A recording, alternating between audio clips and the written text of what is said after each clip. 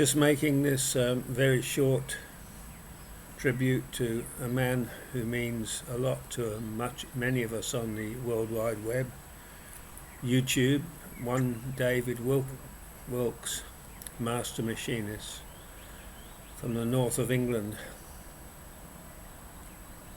There used to be a big company in England called William Doxford and Sons.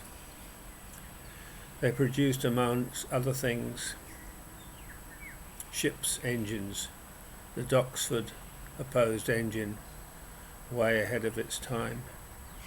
And they had this huge site covering I don't know how many hundreds of acres. And they had machine shops, the like of which you never see today. You just don't see them.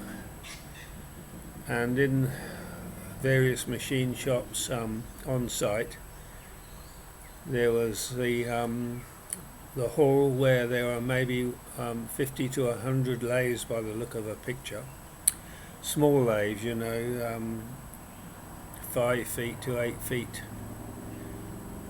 between centres. And then there was the other machine shop which had big lathes. And when I say big lathes, also the like that you never see today,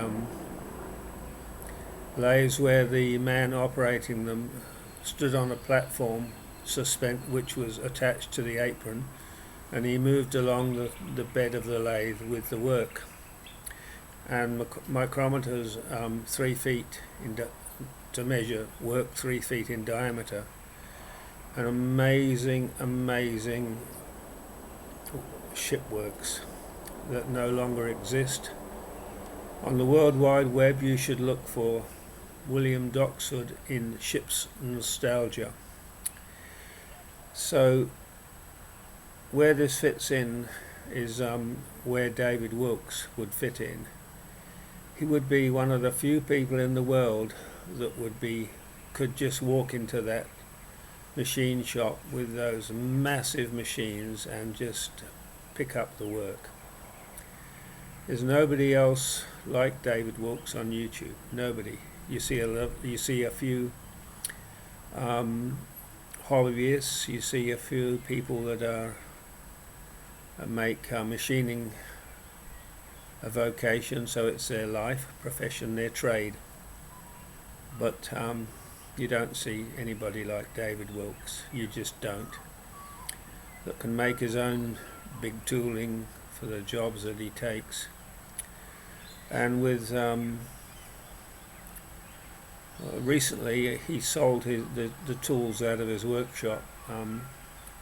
He was particularly fond of his Bridgeport mill and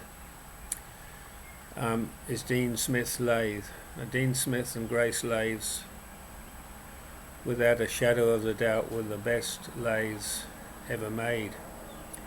There are companies that were on a par with Dean Smith and Grace. French company Cazeneuve. Americans like to tell you that their lathes were the best, but that they weren't. Dean Smith and Grace. I had one myself. Unfortunately, it had been abused and it wouldn't turn between centres, and I didn't realise that if I'd have got that lathe reconditioned, it would be worth £20,000. However, it was a machine well before its time, 1978. Everything just fell to hand, It had metric and imperial dials, metric, imperial, everything. I just used it for the various things I did in my work, building aluminium yachts, like boring out rudder stock tubes and propeller stock parts and things like that. Anyway, we enjoy your videos very much, David Wilks, and I know you enjoy your beer, and if I ever get to Blighty, I'd love to buy you a pint or 2 or 3. You really you're not an expert filmmaker by any means, you're not, but you're an expert machinist and possibly the finest tradesman on YouTube. That's what we think of you, and you know, we hope you're alright, because I haven't seen you of late. Where are you, mate? Let me figure out how to turn this off.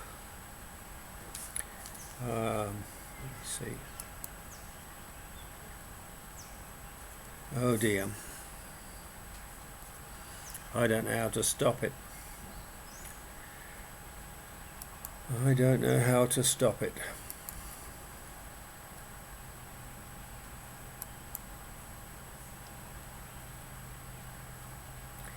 So really, you know, my whole video has been wasted because of this bloody thing. The control just disappears.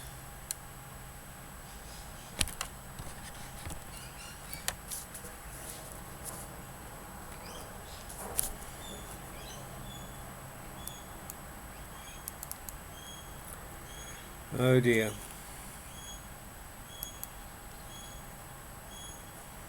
Sorry about this, people. I don't know how to edit